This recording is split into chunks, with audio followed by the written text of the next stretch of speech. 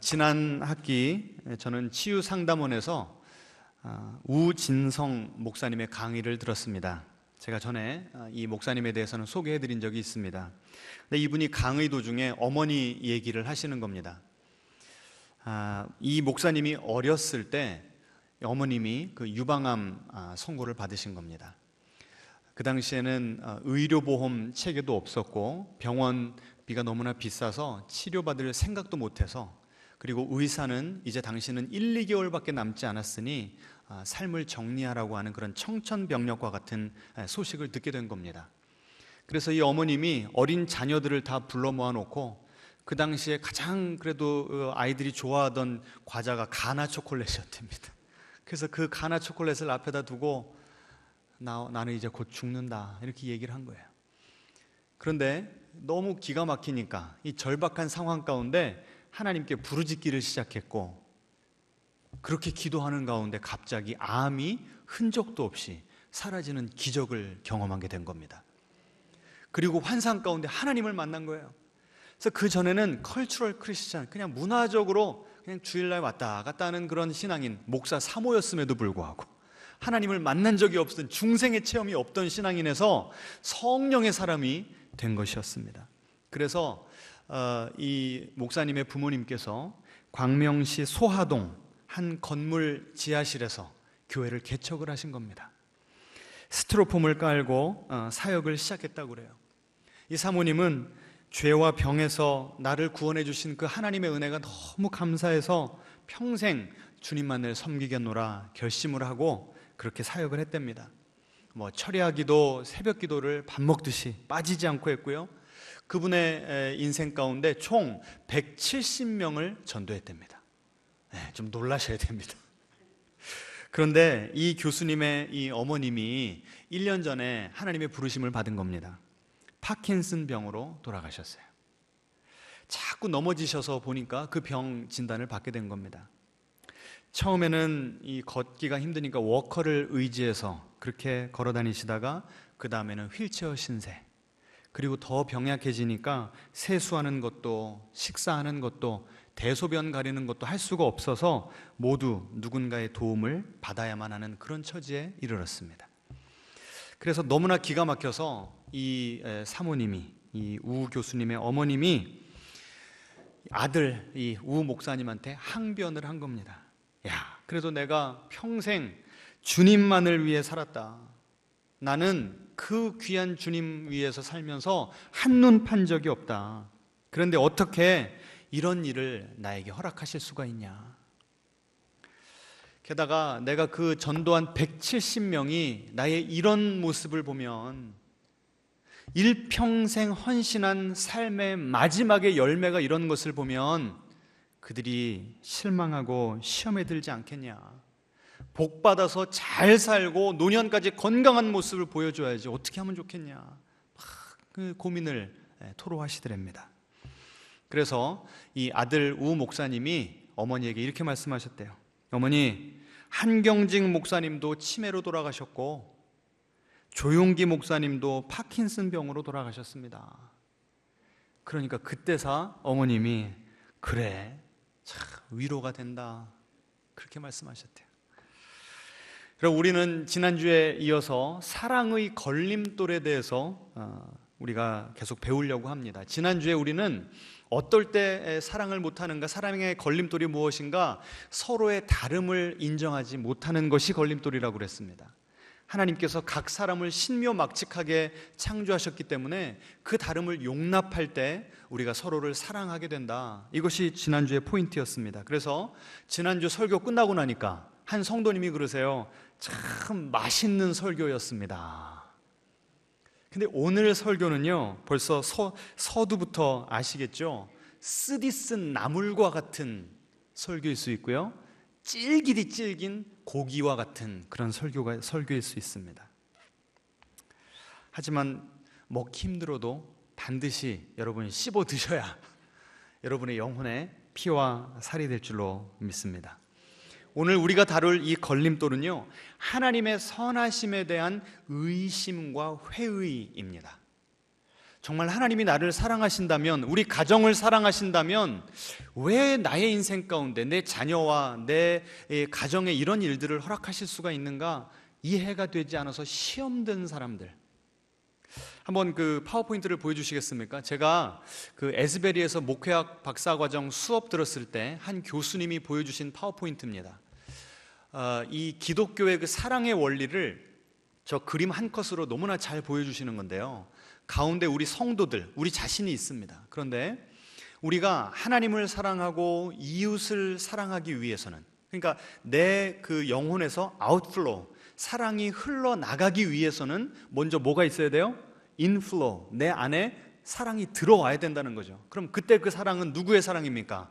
God's love for us, 하나님의 우리를 향한 사랑이 내 마음 가운데 흘러 들어오고 차고 넘칠 때 우리가 우리 가족을, 우리 친구들을, 우리 전도 대상자들을 사랑할 수 있다는 겁니다. 이해하기 쉬우시죠? 이게 기독교의 핵심이에요. 그런데 문제는 뭔가, 하나님의 사랑이 흘러 들어와야 되는데 어느 순간 의식적으로나 무의식적으로 내가 하나님과 나 사이에 뭘 세워버렸어요? 벽을 세워버린 겁니다. 어떨 때 벽을 세우는가 다양한 경우가 있겠습니다만, 오늘 우리가 다룰 그 주제가 무엇인가 하면 이해할 수 없는 고난. 주님께 일평생 충성했는데 나에게 주어지는 결과와 보상과 열매가 선한 것이 아니라 세상적인 기준으로 봤을 때 저 사람은 왜 저래? 복이 아닌 것들이 내 인생에 왔을 때 그게 감당이 안 되니까 하나님께 내가 문을 닫게 되고 벽을 세우게 되더라는 겁니다. 참 어려운 문제죠.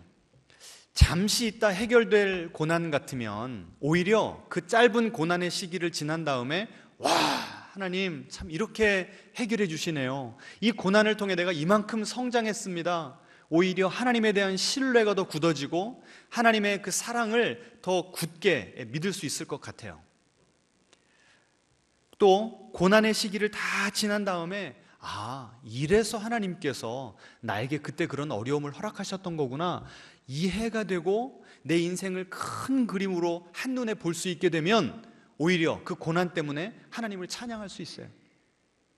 아니면 내가 어떤 잘못을 저지른 겁니다, 하나님께서 여러 번 나에게 경고를 주시고 깨닫게 하셨는데도 내가 불순종하고 나쁜 길로 갔는데 하나님께서 사랑의 매를 때리셨어요. 그래서 내가 지금 이렇게 힘들고 고난과 고통 가운데 있습니다. 그러면 인과관계가 설명이 되잖아요. 어떻게 하면 그 사랑의 매가 멈춥니까? 어떻게 하면? 회개하고 돌아서면 되잖아요. 그런데 이런 것들을 제가 오늘 다루는 게 아닙니다.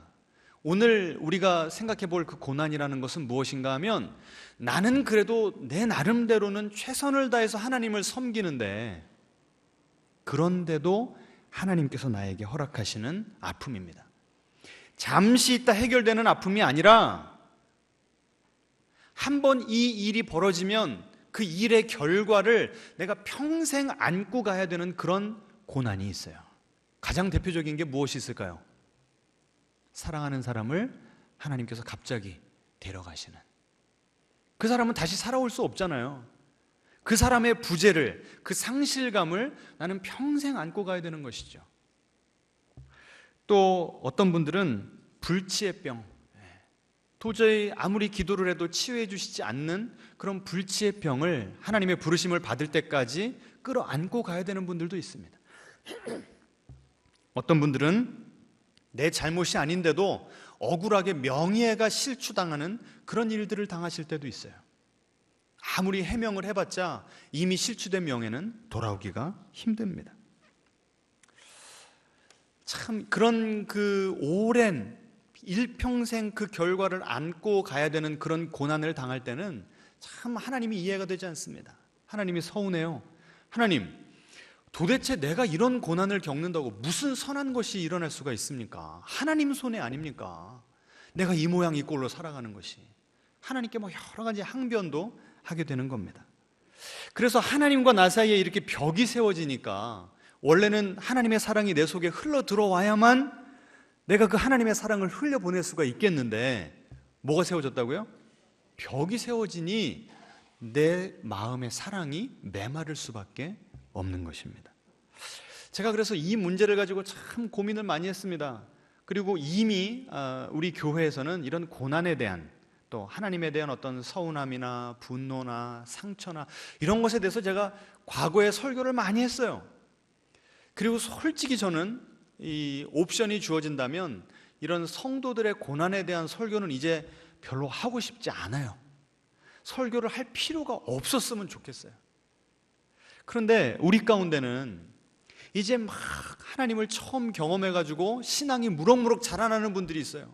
그 하나님의 사랑이 막 너무 좋아가지고 어떻게 감당이 안 되는, 그래서 그 사랑이 막 다른 사람들에게로 흘러가는 분들이 계세요. 또 어떤 분들은 한동안 신앙을 놓고 있었는데 그래도 우리 봉신 공동체의 소속감을 느끼면서 하나님께서 그 은혜를 회복시켜 주셔서 너무 행복하게 살아가는 분들 계십니다. 그럼 그런 분들은 오늘 좀 감사헌금을 하고 가시기를 바랍니다. 근데 그런 분들 말고 오늘 지금 이 제가 말씀드리는 이 고난에 해당되는 분들을 지난 몇 개월 동안, 지난 몇 년 동안 제가 우리 봉신교회에서 여러분들을 만나고 상담하고 또 그분들을 위해서 중보기도를 한 거예요. 이 문제를 다루지 않을 수가 없기 때문에 오늘 할 수 없이 이 무거운 주제를 다루게 됐습니다. 오늘 이 설교를 위해서 제가 또 새롭게 읽은 책 한 권이 있는데요. 제목이 지혜란 무엇인가 라고 하는 책입니다. 송민원 교수님이 쓰신 책이고요. 이 지혜는 어떤 지혜를 말하냐면 성경에 그 성경 66권 가운데 지혜의 문서가 있지 않습니까? 잠언, 욥기, 전도서, 이 세 권을 지혜의 문서라고 하는데 이 세 권에 대한 인트로, 개론격의 그 책입니다. 근데 이 책에 보시면 핵심 개념 두 가지가 있어요. 보여주시면 성경 안에는 지혜가 한 가지 종류의 지혜가 아니라 아주 성격이 다른 정반대의 두 가지 지혜가 팽팽하게 긴장 관계 가운데 있다, 이렇게 설명을 합니다. 저 개념 하나만으로도 저 책은 100만 불짜리 책입니다. 관심이 있는 분들은 읽어보시기 바랍니다. 자, 성경에는 어떤 지혜가 있다고요? 첫 번째는 규범적인 지혜가 있고 두 번째는 반성적 지혜가 있답니다. 이게 좀 말이 어려워서 이렇게 입에 탁 감기지는 않아요. 그런데 한번 잘 설명을 들어보세요. 규범적인 지혜는 다른 말로 하면 어떤 지혜라고요? 올곧은 지혜고, 반성적 지혜는 무슨 지혜다? 삐딱한 지혜라는 거예요. 자, 먼저 규범적 지혜라는 건 무슨 뜻인가 하면 이 세상에는 하나님이 정하신 특정한 패턴이 있다는 겁니다. 반복적으로 일어나고 예측 가능한 하나님의 법칙대로 이 세상이 돌아간다는 거예요. 보세요. 밤이 되면, 밤이 다 지나고 나면 뭐가 오죠? 아침이 오죠. 이렇게 더운 여름이 지나고 나면 시원한 가을, 그 다음에는 추운 겨울이 오죠. 계속 반복이 되고 예측 가능합니다. 이것을 우리 인간 도덕적인 영역에다가 적용을 시켜보면 인과응보, 권선징악, 콩 심은 데 콩이 나고 팥 심은 데 팥이 나는 그 규칙, 그 패턴을 빨리 파악하는 것이 인생을 잘 살아가고 성공하고 하나님의 복을 받을 수 있는 지혜라는 거예요. 여러분, 이런 지혜 있으십니까? 성경에서는 어떻게 해야 복 받는다고 이야기를 해요? 좀 이따 제가 알려드릴게요. 그런데 성경에는 이런 규범적 올곧은 지혜만 있는 게 아니라는 거예요. 어떤 지혜가 있다고요? 삐딱한 지혜가 있대요. 이건 무슨 소린가 하면 콩 심으면 콩이 나는 거지, 내가 착한 일을 하면 그에 상응하는 좋은 결과를 내가 거두지, 심는 대로 거두는 거니까 라고 주장하는 사람들에게 이 반성적인 지혜는 삐딱하게 정말 그래? 항상 그래? 질문을 던진다는 거예요. 모든 법칙에는 뭐가 있습니까? 모든 법칙에는 예외가 있죠. 그 예외를 인정하라 라고 하는 것이 바로 이 반성적 지혜라는 겁니다. 자, 한번 따져봅시다. 정말 이 세상 모든 일들이 우리가 살아가는 인생의 모든 경우들이 다 권선징악 인과응보라고 하는 법칙으로 다 설명이 된다고 칩시다. 그런데 지금 여러분이 고난을 겪고 있어요. 그러면 지금 여러분은 왜 고난을 겪는 겁니까? 왜 그래요? 죄를 져서, 하나님 뜻을 어겨서 벌을 받는 거 아닙니까? 그런데 여러분 모든 인생이 다 그렇게 설명이 되시던가요? 아니거든요. 그게 아닐 수도 있다라고 가능성을 열어놓는 게 바로 무슨 지혜라고요? 삐딱한 지혜, 다른 어려운 말로 하면 반성적, 다시 한번 반성을 해, 리플렉트를 해보니까 항상 그러지는 않더라 라고 삐딱하게 이야기하는 지혜가 있다는 거예요. 자, 이게 왜 그렇게 중요한가? 성경에는요, 두 가지가 다 있어요. 먼저 규범적 지혜를 다룬 성경 본문을 좀 같이 읽어보겠습니다. 우리가 참 좋아하는 구절들입니다. 거의 암송하고, 특별히 우리 그 장로님들이 대표 기도하실 때 그냥 이 단골 메뉴입니다. 같이 한번 읽어보죠. 시작. 네가 네 하나님 여호와의 말씀을 삼가 듣고 그의 모든 명령을 지켜 행하면 네 하나님 여호와께서 너를 세계 모든 민족 위에 뛰어나게 하실 것이라. 어때요? 여러분 이 말씀을 읽으시면 하나님의 뜻대로 살고 싶은 동기부여가 됩니까? 안 됩니까? 되죠. 너무 듣기 좋은 말씀 아닙니까? 축복의 원리를, 아까 말씀드렸죠? 축복의 원리를 가르쳐주고 있는 구절입니다. 계속해서요. 어떤 복을 받는가? 성읍에서도 복을 받고 들에서도 복을 받을 것이며 네가 들어가도 복을 받고 나가도 복을 받을 것이라. 네가 많은 민족에게 꾸어 줄지라도 너는 꾸지 아니할 것이요 여호와께서 너를 머리가 되고 꼬리가 되지 않게 하시며 위에만 있고 아래에 있지 않게 하시리니. 자, 여러분 이 구절을 읽을 때 아멘이 나와요, 안 나와요? 나오는 분들은 지금 어떤 세계에 살고 있냐면 규범적 지혜가 다스리는, 그런 지혜가 맞아 떨어지는 그런 세계 안에 살고 있는 거예요. 우리 성도님들이 많이 저 축복을 경험했습니다. 우리 봉신교회 처음 오실 때 사업에 실패해서 오신 분들이 새벽마다 와서 부르짖고, 여기 지금 오셨습니다. 새벽마다 부르짖고 하나님 뜻대로 살겠노라고 회개하고 하나님 붙들었더니 하나님께서 막 회복해 주시고 물질의 축복을 주셔서 노년을 참 평안하게 사는 분들이 계세요. 아멘 하셔야 돼요. 두 가지 지혜가 같이 있다니까요. 팽팽하게. 저 같은 경우도 명덕외고 처음 들어갔을 때 제가 76등인가 500명 중에 워낙 공부 잘하는 친구들이 다 들어갔으니까요. 70몇 등이었어요. 서울대 못 가는 점수였습니다. 그런데 죽으라고 하나님께 기도하고 우리 원로 목사님 주일날마다 예수지혜 내 지혜, 예수 능력 내 능력 막 아멘 아멘 하면서 기도했더니 고2에서 고3 올라가는 그 마지막 시험에서 제가 전교 4등을 해버렸다는 거 아닙니까? 그날 저 때요, 이 서울대 법대만 4명인가 5명 들어갔고 서울 의대도 몇 명 들어갔어요. 근데 제가 그 친구들을 제치고 전교 4등을 했다니까요. 머리가 되고 꼬리가 되지 않게 하셨어요. 막 신이 났습니다. 하나님 나를 이렇게 사랑하시는구나. 하나님의 선하심이 믿어지는 겁니다. 제가 어떤 세계에 살았다고요? 규범적 지혜가 다스리는 그 세계 가운데 살았던 거예요. 자, 그런데 저도 인생을 더 길게 살다 보니까, 선배님들 앞에 죄송합니다만 살다 보니까, 또 우리 성도님들의 삶을 보니까 항상 그렇지만은 않더라는 거예요. 그 대표적인 것이 시편 73편입니다. 같이 읽어보죠. 나는 거의 넘어질 뻔하였고 나의 걸음이 미끄러질 뻔하였으니, 지금 하나님 때문에 내가 지금 낙심을 하고 시험에 들었다는 겁니다. 왜요? 이는 내가 악인의 형통함을 보고 오만한 자를 질투하였음이로다.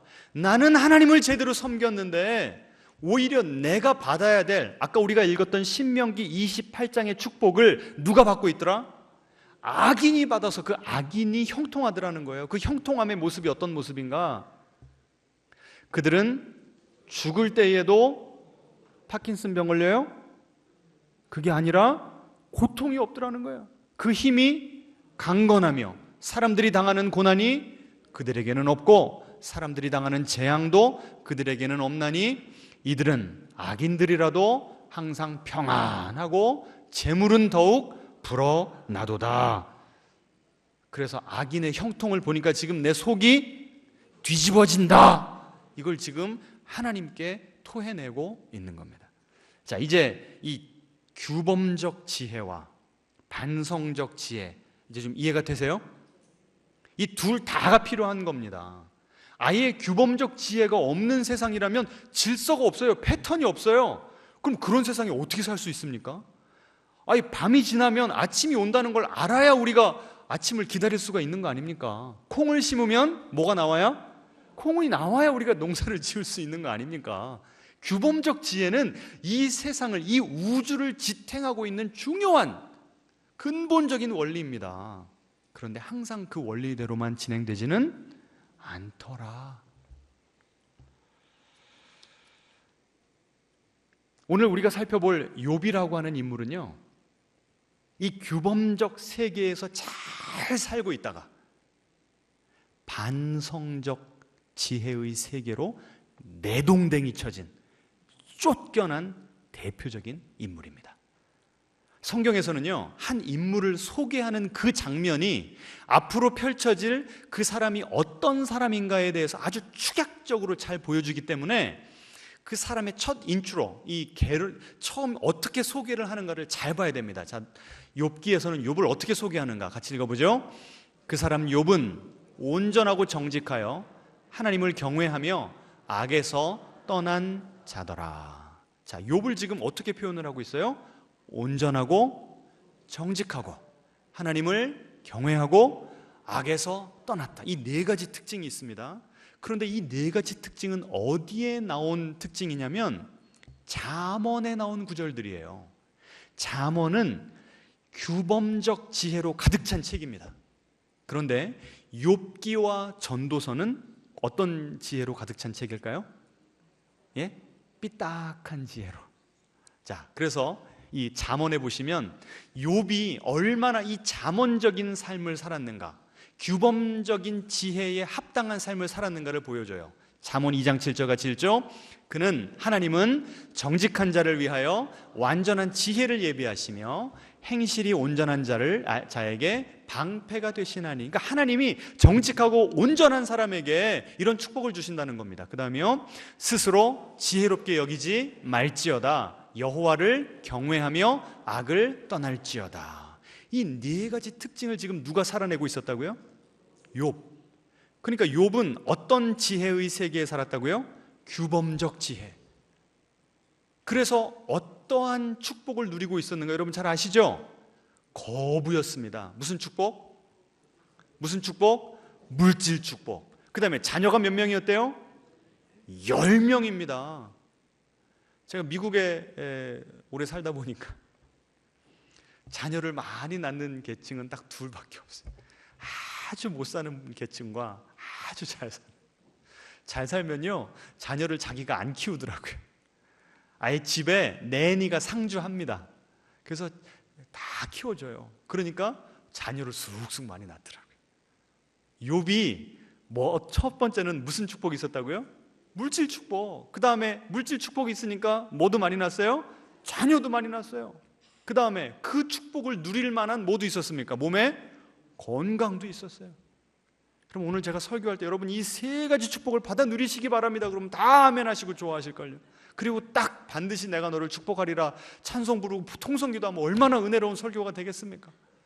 근데 그렇게 그게 월크하는 이 신앙의 패러다임이 있는가 하면, 그 세계 가운데 사는 사람들이 있는가 하면, 욥처럼 그 세계에 살다가 갑자기 어떤 일들이 벌어집니까? 재물이 하루아침에 싹 날아가 버려요. 그 귀한 10자녀가 하루아침에 다 세상을 떠납니다.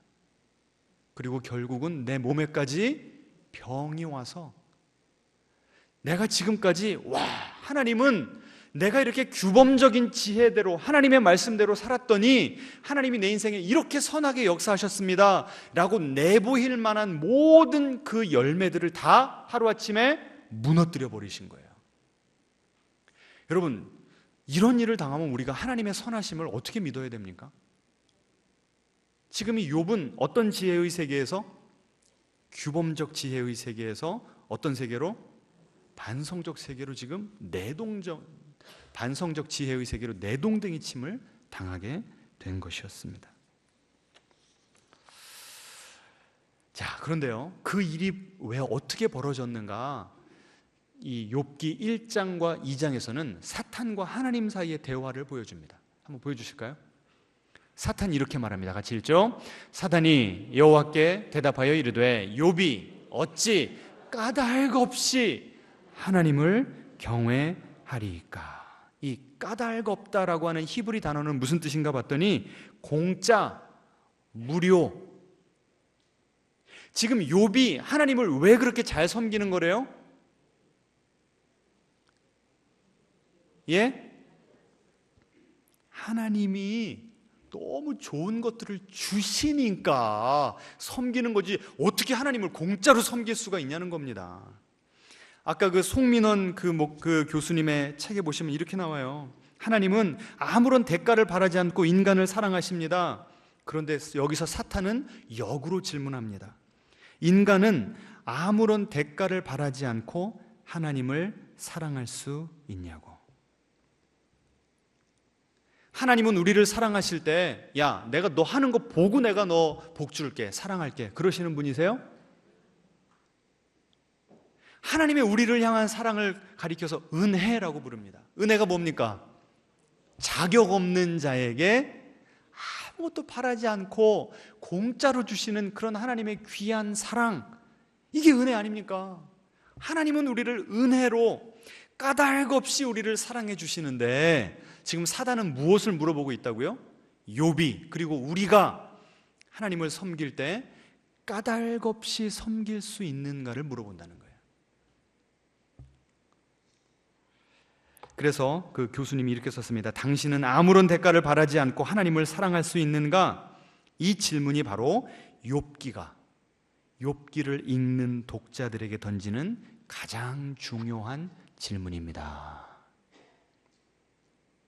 지금 제 설교를 듣고 있는 여러분에게도 신앙의 가장 근본적인 질문이 바로 이것입니다. 아무런 대가를 바라지 않고 하나님을 사랑할 수 있는가? 여러분 어떻게 대답하시겠어요? 이것은 쉽게 답할 수 있는 문제가 아닙니다. 자, 그 다음 구절, 더 구체적으로 사단이 이렇게 말합니다. 같이 읽죠. 이제 주의 손을 펴서 그의 모든 소유물을 치소서. 그리하시면 틀림없이 주를 향하여 욕하지 않겠나이까. 자, 무슨 뜻인가 하면 보상이 없으면 욥은 더 이상 규범적인 지혜를 따르지 않을 것입니다. 하나님께 그렇게 말을 하는 거예요. 아니, 뿌린 대로 거두어야 되잖아요. 내가 하나님을 위해서 선한 것을 뿌렸는데 악한 것을 거둔다면 하나님, 어떤 신앙인들이 선으로 더 이상 선을 뿌리면서 하나님을 섬길 수 있겠습니까? 라고 말을 하는 거예요. 자, 욥이 어떻게 반응했을까요? 여러분 같으면 어떻게 반응하시겠습니까? 자, 욥의 반응을 오늘 본문인데요, 같이 한번 스크린 보시고 같이 성경 봉독하도록 하겠습니다. 욥기 1장 20절부터 22절입니다. 욥이 일어나 겉옷을 찢고 머리털을 밀고 땅에 엎드려 예배하며. 보세요. 아니, 다시. 겉옷을 찢는다는 것은요, 아주 극도의 슬픔과 괴로움을 표현하는 방식입니다. 감당이 안 된다는 거예요. 머리털까지 밀어버렸습니다. 하나님, 어떻게 나에게 이러실 수 있습니까? 지금까지 나는 규범적 지혜의 세계에서 하나님을 섬기며 하나님께서 주신 복을 누리며 잘 먹고 잘 살았는데 왜 이런 일들이 지금 나에게 벌어지는 겁니까? 하나님께 지금 프로테스트 하는 겁니다. 항변하는 겁니다. 그런데 그렇게 밀고 그 다음에 뭐 했다고 나와요? 땅에 엎드려. 누구에게 엎드린 걸까요? 하나님께 엎드려서 뭐 했대요? 예배했답니다. 우리가 이렇게 할 수 있을까요? 그 다음 구절이요, 같이 읽죠. 이르되 내가 모태에서 알몸으로 나왔사온즉 또한 알몸이 그리로 돌아가 올지라. 주시니도 여호와시요 거두시니도 여호와시오니 여호와의 이름이 찬송을 받으실지니이다 하고 이 모든 일에 욥이 범죄하지 아니하고 하나님을 향하여 원망하지 아니하니라. 나를 그 규범적 그 지혜의 세계에서 몰아내셨다고 나 이제 더 이상 하나님 안 믿을랍니다. 지금까지 감사했습니다. 등을 돌리지 않았다는 거예요. 하나님이 나에게 이랬어요? 그러면 하나님 한번 가슴 아파봐. 그러면서 나도 하나님의 가슴에 못을 박는 내 멋대로의 악과 죄를 저지르지 않았다는 거예요.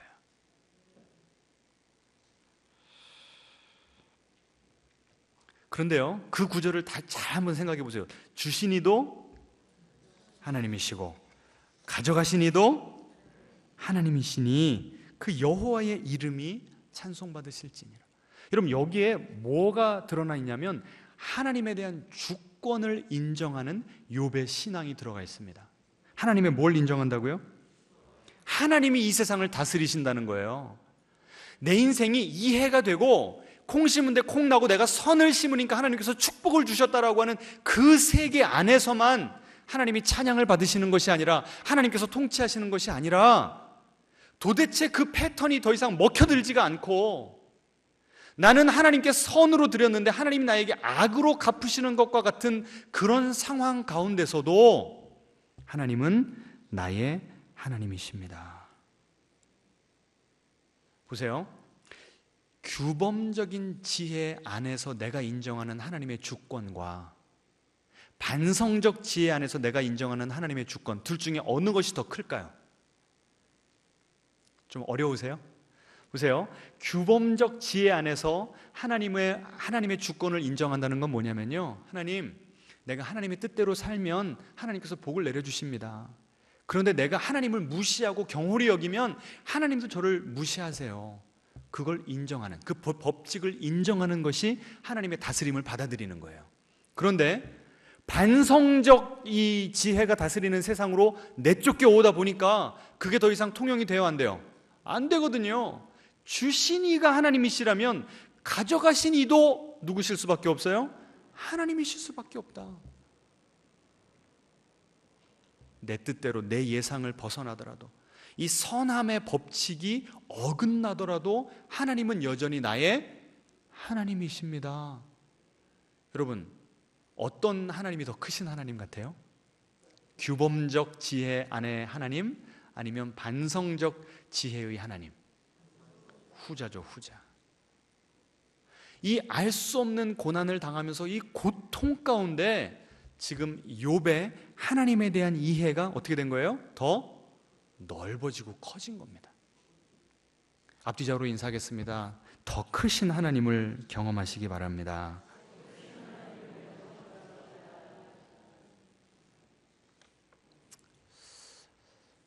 이것이 우리의 궁극적 태도가 되어야 될 줄로 믿습니다.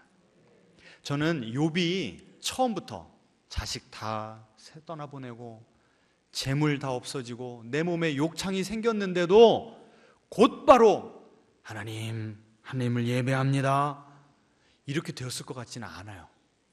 그 머리를 밀고 옷을 찢었다는 게 그게 얼마 걸렸는지는 모르는 일입니다. 그러니까 여러분, 오늘 설교를 들으실 때 내가 지금 그 상황에 있는데 욥처럼 살아라 막 그러면서 마치 제가 여러분을 막 꽉 옥죄이면서 숨을 못 쉬게 그런 설교라고 생각하시면 안 됩니다. 궁극적으로 갈 그 방향을 제가 조심스럽게나마 제시하는 걸로 받아들이시기를 부탁드리겠습니다. 이 욥이 3장부터 보세요. 하나님을 욕할 수가 없으니까 무엇을 욕하고 저주합니까? 내가 태어난 나를 저주해요. 나를 이 땅에 보내신 분이 누군데? 그러니까 이건 간접적으로 누구에게 욕을 하는 거예요. 그러면서까지라도 다 끝에 보니까 결국은 욥이 누구를 예배하더라? 하나님을 예배하더라. 이것이 욥의 결론입니다. 우리가 그렇게 되기를 바랍니다. 하나님은요, 우리가 어떤 기도를 하건 하나님은 검열하지 않으십니다. 아멘. 따라해 보겠습니다. 하나님은 우리에게 표현의 자유를 주셨습니다.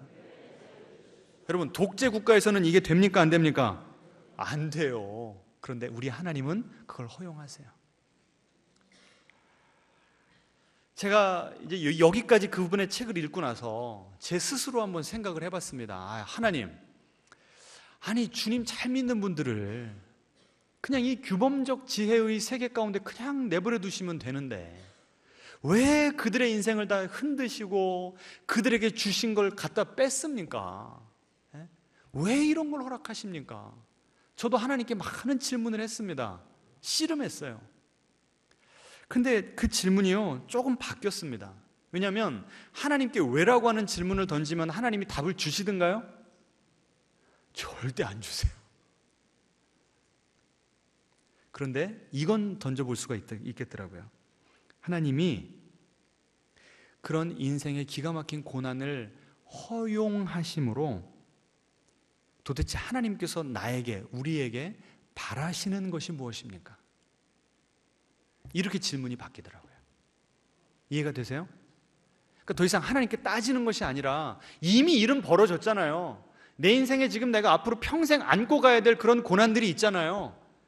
그러면 그것을 통해서 하나님, 나에게 도대체 뭘 이루시기를 원하시냐고. 내가 봤을 때는 하나님께 손해인 것밖에 없는데. 그때 생각난 것이 이겁니다. 보세요. 만약에 이 세상이 타락하지 않았다면, 아담과 하와가 선악과를 따먹지 않고 이 세상이 하나님의 원하시는 대로만 흘러가는 세상이었다면 이 세상은 반성적인 지혜가 필요할까요? 필요 없을까요? 필요가 없죠. 그 말은 뒤집어서 생각하면 왜 이 세상에는 반성적인 지혜가 필요해요? 이 세상에 무엇이 깨졌기 때문에? 샬롬이 깨졌기 때문에. 그러면 하나님은 이 깨어진 세상을 바라보시면서 어떠실까요? 그 깨어진 세상 가운데 내가 그 이 세상에 있는 고난과 악과 고통에 일조를 할 때도 있지만 그 고통과 고난의 피해자가 될 때가 많습니다. 우리가. 그래요, 안 그래요? 그래요, 안 그래요? 그러면 하나님이 우리를 사랑하시는데, 하나님이 우리를 귀히 여기시는데 우리를 바라보시면서 심정이 어떠시겠냐고요. 그래서 제가 생각해낸 것이 하나님의 한입니다. 따라해 보실까요? 하나님의 마음에 깊은 한이 있습니다. 우리가 사별의 아픔으로 눈물 흘릴 때, 고칠 수 없는 병 때문에 신음하고 고통스러워할 때, 서로가 서로를 이해하지 못하고 미워하고 폭력을 가하고 우리가 이 생태계를 파괴할 때 우리 하나님께서는 이 깨어진 세상을 보시면서 말로 할 수 없이 탄식하시고 눈물을 흘리시고 그 마음 가운데 뭐가 점점 깊어지신다고요?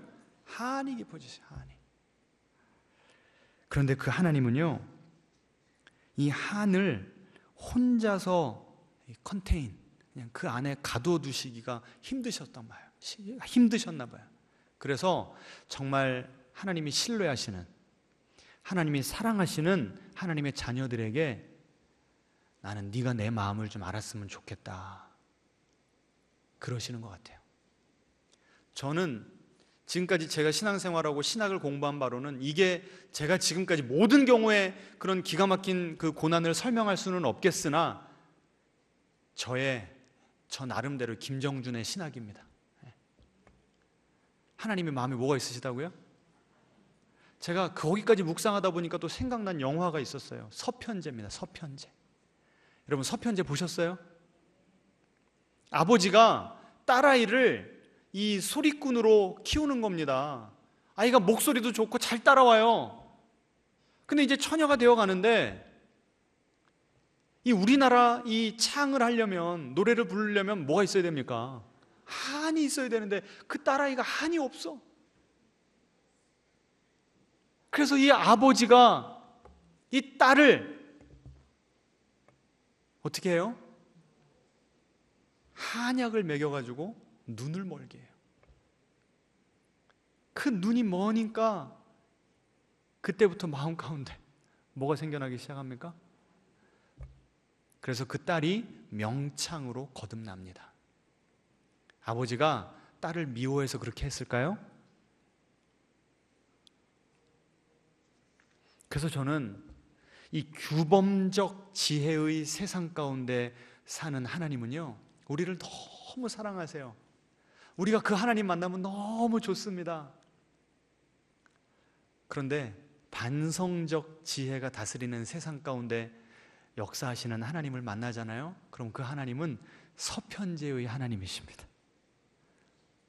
당신 안에 있는 그 한이 감당이 안 되고 주체가 안 되시니까 그 한을 누구에게도 나눠주시려고 그래요? 우리에게도 나눠주시는 하나님이에요. 아니, 아브라함에게 25년의 긴 세월을 거치게 하셔가지고 아들을 주셨잖아요. 근데 그 아들이 너무 사랑스럽고 그 아들과 시간을 보내면 그냥 하루가 후딱 가버리는 그 귀한 아들을 하나님께서 사춘기가 되고 이제 막 피어나려고 하는 그 아들을 뭐라고 명령하세요? 갖다가 바쳐라, 번제로 드려라, 태워 죽이라는 거예요. 아니, 하나님이 제정신입니까? 왜 그런 명령을 하십니까? 그런데 또 아브라함은 또 속도 없어. 그대로 또 그걸 순종을 해요. 모리아 산까지 끌고 가서 묶어가지고 불을 태워가지고 칼을 드니까 그제사 천사가 그만해라, 이제 내가 네 마음을 알았다. 무슨 마음일까요? 아들을 죽여야 되는 것이 얼마나 기가 막힌가, 그 고통을 아브라함이 알았던 거예요. 하나님이 왜 그에게 그런 명령을 하셨을까요? 수천 년 지나면 하나님이 당신의 아들을 희생 제물로 삼으셔서 우리를 구원하셔야 됐기에, 그 하나님 마음에 있는 트라우마와 상처와 아픔, 이거를 누가 미리 좀 맛보기를 원하셨던 거예요? 그래서 성경에서는 아브라함을 하나님의 친구라고 부릅니다. 지금 우리 가운데 그런 아픔을 당하시는 분들 계시잖아요. 그럼 우리는 누구다? 하나님의 친구예요, 친구. 이 아픔을 좀 같이 하자. 지금까지 우리는 예수님의 능력을 이용까지는 아니죠. 감사하게 받아들이고 누리는 것으로 만족했어요. 근데 하나님이 이제는 우리에게 한 단계 더 성숙하라고, 그것 때문에 고난을 허락하시지는 않지만 이해할 수 없는 이유 때문에 허락하신 고난을 통해서 하나님은 우리가 거기까지 신앙이 성숙하기를 바라십니다. 몇 년 전에 한 선교사님들 그 훈련하는 모임에 갔던 기억이 납니다. 그 일본으로 이제 선교 갈 그 선교사 커플이 우리 그 성결교 교단에서 다른 파송받을 선교사님들과 합숙훈련을 하는 겁니다. 근데 그분이 이런 간증을 해요. 눈물을 흘리면서. 아침마다 다른 집들은 그렇게 분주하대요. 왜 그런가 봤더니 자식들 등교시키느라고 다 자식이 하나 둘 셋씩 있더랍니다. 근데 이 부부는 자녀가 없어요. 오랫동안 하나님께 간절히 기도했는데 자녀를 안 주시는 거예요. 그래서 아침마다 다른 집들 분주한 게 이분에게는 너무 상처가 되는 거예요. 어느 날 하나님께 따져 물었답니다. 하나님, 우리가 이렇게 원하는데 왜 자녀를 안 주십니까? 하나님이 그렇게 말씀하시더래요. 너희들이 갈 일본에 나의 자녀들이 없다.